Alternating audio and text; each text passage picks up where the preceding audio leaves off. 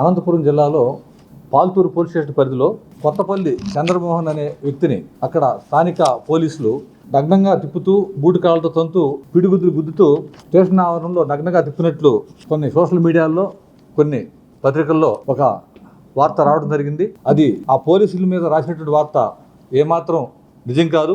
జరిగిన సంగతి ఏమిటంటే, ఈ చంద్రమోహన్ అనే వ్యక్తి మీద మహేష్ అనే ఒక వ్యక్తి ఊర్లో న్యూసెన్స్ చేస్తూ ఉంటే ఒక కంప్లైంట్ ఇవ్వడం జరిగింది. గొడవ జరుగుతూ ఉంటే దాని మీద కేసు నమోదు చేసిన తర్వాత పోలీసు వారు దర్యాప్తులో భాగంగా ఆ గ్రామానికి పోవటం, చీకల గుర్కి అనే గ్రామానికి పోవటం, అక్కడ దర్యాప్తు చేసుకున్న తర్వాత ఈ చంద్రమోహన్ గురించి ముద్దాయి గురించి వాళ్ళ ఇంటికి పోయినప్పుడు ముద్దాయి భార్య ఇద్దరు కూడా ఇంట్లో ఉన్నప్పుడు ఇతను డంకన్ స్టేట్లో ఉంటే ఇద్దరికి చెప్పేసి అమ్మకు తగ్గిన తర్వాత స్టేషన్కి తీసుకురమ్మని చెప్పి వాళ్ళ భార్యకి చెప్పి రావడం జరిగింది. పోలీసు వారు వాళ్ళు స్టేషన్కి వచ్చేస్తారు ఇన్వెస్టిగేషన్ కొంత చేసుకొని.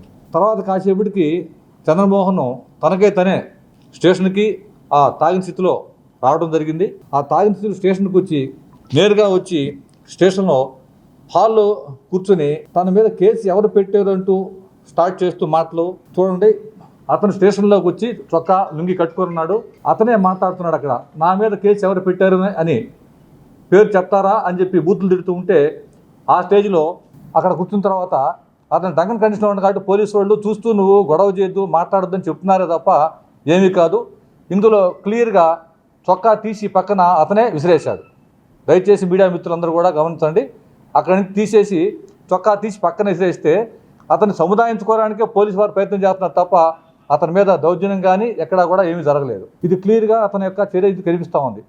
దీని తర్వాత స్టేషన్లో ఎవరు హై హ్యాండ్గా బిహేవ్ చేశారు అనేది కూడా మీకు ఇంకో వీడియో చూపిస్తాను 2 సెకండ్లో. చొక్కా తీసి పడేశాడు. ఇంకా పోలీసు మాటలు ఖాతా చేయలేదు. ఇక్కడి నుంచి పోలీసు వారు నువ్వు చొక్కా వేసుకో సరిగా ఉండు అని చెప్పి సముదాయిస్తూ ఉంటే కూడా లేచిన తర్వాత ఇతని క్యారెక్టర్ తెలిసినటువంటి వాళ్ళ చిన్నాయన కూడా వచ్చాడు అక్కడికి. వాళ్ళ చిన్నాయన వచ్చి ఇది పద్ధతి కాదని చెప్తా ఉంటే కూడా అతని మీదకి అతను చేతి పట్టబోయిన సంగతి కూడా దీంట్లో రికార్డ్ అయి ఉంది. ఇక్కడ చూడండి, ఆ గ్రామస్తుడు అతనికి వచ్చి అతని ప్రవర్తన చూస్తూ ఉంటే అతని మీదకి చేతి కొట్టబోతే అప్పుడు కూడా పోలీసులు ఇతని యొక్క అంటే డ్రంకన్ స్టేజ్లో అతను మామూలు గతంలో కూడా SST కేసు ఉంది. ఇతను దౌర్జన్యంగా వచ్చిన అతన్ని సముదాయించే అతను కూడా సివిలియన్ని కూడా కొట్టబోతూ ఉంటే అప్పుడు మాత్రం అక్కడ పోలీసు వారు అప్పుడు కూడా ఇది పద్ధతి కాదని చెప్పి పక్కకు తీసుకునే ప్రయత్నం చేసే తప్ప ఇతను ఎక్కడా కూడా పోలీసులు ఆయన చెప్పినట్టుగా ఎక్కడా కూడా దౌర్జన్యం జరిగింది లేదు. ఇది గ్రామస్తులు వీళ్ళే కాదు ఇంకిద్దరు కూడా బయట గమనిస్తూ ఉన్నారు. వాళ్ళ పేర్లు కూడా చెప్తాను మీకు. అక్కడ ఎవరు చూశారు ఏంటి, ఆ లుంగి కట్టుకునే ప్రయత్నం ఎవరు చేశారు, ఆ లుంగి ఎవరు ఇచ్చారు తర్వాత అతనికి. ఇక్కడి నుంచి మళ్ళీ స్టేషన్లో బయటకు పోయిన తర్వాత సెంట్రీ బయటకు పోయి తిడతా ఉంటే కూడా అయ్యా నువ్వు ఆ విధంగా స్టేషన్లో తిట్టద్దు, నీ మీద కేసు నమోదు చేసినట్టు పేరు కావాలని చెప్తారు, నువ్వు అలా తిడుతున్నావు ఏంటి అని అడిగిన దానికి అక్కడి నుంచి ఒక రాయి తీసుకొని మా సెంట్రీని చెవి మీద కొట్టడం జరిగింది. సెంట్రీకి బలమైన గాయం తగిలితే ఆ బలమైన గాయం అక్కడ ఆ లోపల ఆ చెవు దిమ్మని పోతే మా సెంట్రీ కానిస్టేబుల్ కూడా చూడండి గవర్నమెంట్ హాస్పిటల్కి వచ్చి స్కానింగ్ తీసుకోవాల్సిన పరిస్థితి వచ్చింది. ఇదంతా కూడా ఆ చంద్రమోహన్ చేసినటువంటి అతను పరిస్థితి తప్ప ఇక్కడ పోలీసు వారి పాత్ర కానీ పోలీసు వాళ్ళు అతను దౌర్జన్యం చేసింది ఏమీ లేదు. ఇన్వెస్టిగేషన్లో భాగంగా పోయినారు, వారిని స్టేషన్కి పిలుచుకొచ్చారు. ఈ విధంగా కానిస్టేబుల్ కూడా ట్రీట్మెంట్ తీసుకోవడం జరిగింది. ఆ సీన్ అయిన తర్వాత మళ్ళీ ఇప్పుడు మనకి ట్రోల్ చేసే వీడియోలో ఇతను నగ్నంగా పోలీస్ స్టేషన్లో తిప్పుతున్నట్టుగా చెప్పారు. ఈ వీడియోలో కూడా అతనికి అలా చేయడం తప్పు అని చెప్పి బయట సివిలియన్స్ ఎవరైతే వీడియో తీస్తున్నారో బయట నుంచి వాళ్ళు అంటున్నారు అలా చేయడం తప్పని. లుంగి కట్టుకోమని హెడ్ కానిస్టేబుల్ మా ప్రభాకర్ చెప్తున్నాడు. సివిలియన్ ప్రభాకర్ చేతిలో లుంగి ఉంది, అదే ఊరి గ్రామస్తుడు ప్రభాకర్. ఆ ప్రభాకర్ చేతిలో లుంగి ఉంది, కట్టుకో మంచిది కాదని కూడా చెప్తా ఉన్నాడు.